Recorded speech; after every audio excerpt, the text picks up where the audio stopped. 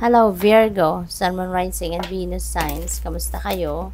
Sana po ay nasa mabuti kayong kalagayan. Welcome back po sa Star Tarot.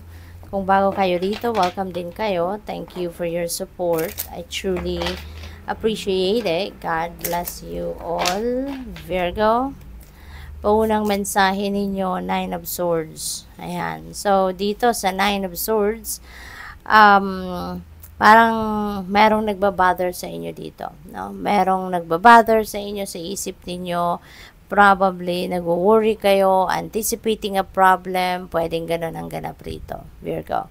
Hindi pa naman nangyayari, no? Pero ipinag-aalan nyo na, pinag-aalala nyo na, maybe iniisip nyo na kung ano ang posible na magiging problema, or iniisip nyo na kung anong posibleng magiging pangyayari, no? Yung ganon, kaya you are worrying too much. But as much as possible, tanggalin ninyo yan, baguhin ninyo ang sitwasyon na yan, or yung pakiramdam ninyo na yan, kasi it's not going to attract positive situations, diba? Yung negative thoughts, hindi yan mag-a-attract ng positive experiences, no? But bagus, yung negativity would attract more negativity, diba? Yung positivity mag-a-attract ng mas marami din positive situations. Kaya ito, no, negative energy ito so mag-a-attract yan ng mas marami pang negativity sa buhay ninyo kung dito kayo magfo-focus. Kaya as much as possible, hanapin ninyo yung yung positive aspect ng sitwasyon na to at doon kayo mag-focus. Okay? Tanggalin na yung mga fear, tanggalin na yung worries ninyo para lang sa gayon maging masaya, no? Ang environment, maging masaya ang atmosphere sa inyong paligid. Okay? At we have Three of Pentacles. Ayan. Meron makakatulong sa iyo. Okay? Wag ninyong problemahin ang hindi pa naman problema. O kaya kung meron na talaga kayong problemang iniinda sa ngayon, higi kayo ng tulong, no?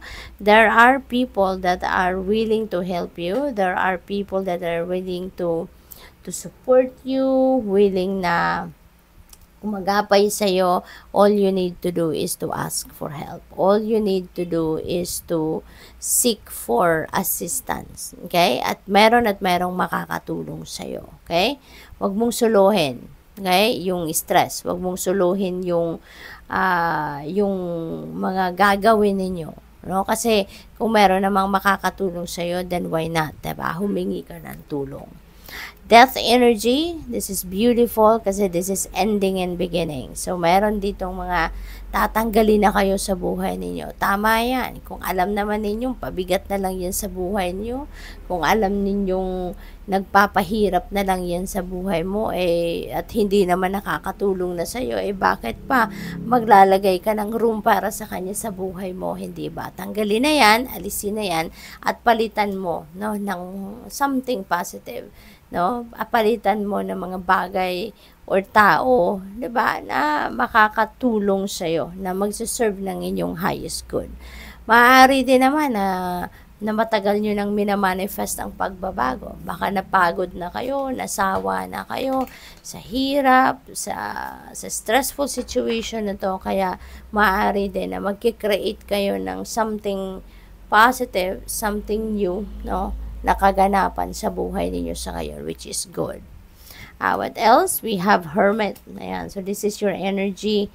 At nananawagan ito sa iyo na kailangan mo na magpahinga, kailangan mo na magnilay-nilay, magmuni-muni, maaaring kailangan mo ng enlightenment, no? Sa ngayon, kasi maaring maraming gumugulo sa isip mo. Maaring hindi mo mahanap ngayon ang tamang direksyon na dapat ninyong puntahan para maging masaya ka na, para maging makita mo na yung tamang daan, para kayo ay maging positibo na mga pangyayari sa buhay ninyo. So, magnilay-nilay kayo, magmuni-muni kayo. Okay? Pag-isipan ninyong mabuti kung ano ang dapat mong gawin sa ngayon, 'di ba? Pero ang unang-una, okay, mag-ano muna kayo. Me time kayo, kasi kung lagi kayong may kausap, lagi kayong may ginagawa, busy kayo lagi, hindi ninyo maririnig, no, ang guidance ng Divine Universe sa inyo. Kaya dapat, pakinggan mo to, magnilay-nilay ka, mag-spend time alone, okay? Mag-me time ka muna para makapag-tune in ka sa soul mo, makapag-tune in ka sa inyong intuitions, okay? Intuition, sorry. Limitations inspire innovations. Ayan. So, maganda to. No? At makakatulong talaga sa iyo ang pagmumuni-muni at pagninilay-nilay. Kasi dito mo ma-figure out, no? Makikita mo yung inyong sitwasyon sa ngayon. Ma-evaluate mo ngayon ang mga nangyayari sa buhay mo. At yung mga limitations ninyo sa ngayon, ano yung mga restrictions ninyo ngayon, maaring pagkuhanan mo yan, ma-inspire ka at makapag-isip ka ng mga pwede mong gawin para mas makapag-innovate ka, makapag-isip ka ng mga pwedeng gawin, mga other possibilities na magagawa mo out of those limitations na meron kayo sa ngayon. 'Di ba? Magiging resourceful, no? Baka makapag-isip ka ngayon ng mapaandar mo ngayon yung inyong resourcefulness. Sacred mirrors. Ayan. So, siguro, no, Virgo, baka meron kayong mga makakasama ngayon, makakausap, makaka-interact na mga tao na baka dito mo makita yung sarili mo. Alam mo yun? Ibang, siguro mayroon mga gagawin, sasabihin ng mga taong ito na maririnig mo, mawi-witness mo, at marirealize mo na, teka lang, parang ako siya. Diba? Parang yung the way na i-carry niya yung sarili niya, the way na magsalita siya, diba? Parang ako. Alam mo yun? Kasi minsan, diba, hindi natin naiisip, hindi natin na kikita yung sarili natin, na tayo lang yung tayo lang mag-observe sa sarili natin, diba? Parang, minsan, hindi natin nagagawa yon. Pero, dahil sa mga taong nakakasama natin, 'di ba? Tapos na-witness natin ginagawa nila, the way na magsalita sila, makipag-usap sila. Doon natin nakikita, no? Parang nami-mirror natin ang sarili natin sa kanila. Nare-realize natin, ganun din ako no? Ganun pala 'yun. Ganun pala ang pakiramdam. Yung ganun, 'di ba? So maybe may mga ganun sitwasyon kayo sa ngayon na ganun ang ganap. Cut the cords of doubt. Yan, huwag kayong magduda. Tanggalin ninyo yung duda. Lalo-lalo na kung pagdududa yan sa sarili ninyo, pagdududa yan sa mga kakayanan ninyo, pagdududa yan sa mga sa knowledge ninyo. Diba? So, tanggalin mo yan kasi hindi yan makakatulong sa'yo. That's not going to help you para mag-move forward ka sa life, mag-move on ka sa buhay.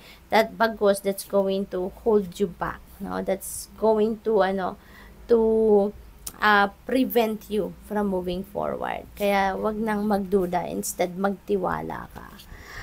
Fall in love with your own story, okay? Rather than maniwala ka sa mga kwento ng buhay ng iba, or rather than magtiwala ka sa mga chinichismis sa'yo ng ibang tao about other people's lives, diba? Hayaan mo na sila. Okay? Yung mga nagmamarites, nagmamarasol sa'yo, hayaan mo na sila. Let them be, no? Ang importante, focus ka sa sarili mo. Focus ka sa sarili mong kwento. Diba? Yung sarili mong kwento ang paniwalaan mo. Yung sarili mong kwento ang pakinggan mo rather than other people's. Kasi, may maitutulong ba sa'yo yun? Kung may inspire ka, why not? Diba? Kung mamomotivate ka to be better person, why not? Diba? Pero kung makikinig ka lang or mapapakinggan mo lang sila dahil for the sake of chismis, diba? Parang, ewan ko lang.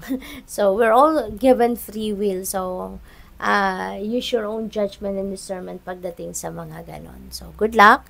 Thank you for watching. Love and Light. Namaste.